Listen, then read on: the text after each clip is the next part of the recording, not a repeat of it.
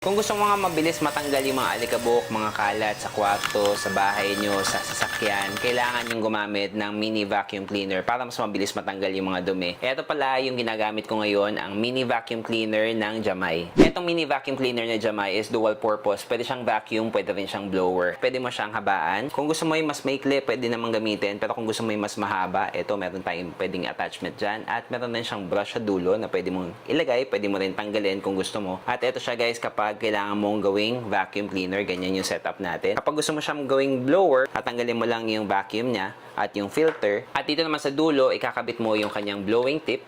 Lalak mo lang na ganyan at pwede mo na siyang gawing blower. Pwede mo nga siyang panghangin sa mga lobo.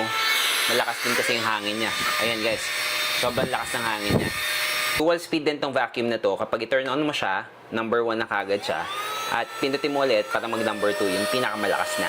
Meron din siyang filter na pwede mong ma-replace at pwede mong malinisan kapag madumi na. Rechargeable din pala siya at nandito yung Type-C port niya at kapag malubat siya, i-charge mo lang siya anytime. Since portable nga yung design nito, maganda gamitin ito sa sasakyan, panglinis ng mga kalat, mga alikabok. Ganun din sa office natin, sa mga keyboard, sa mga laptop, pantanggal ng mga alikabok, or sa desk natin na makalat din. So guys, kung naghahanap kayo ng magandang vacuum cleaner na portable, maliit lang yung design pero malakas yung suction power, gawin nyo tong kay Jamay Mini Vacuum Cleaner. Ilalagay ko na lang yung link niyan sa yellow basket.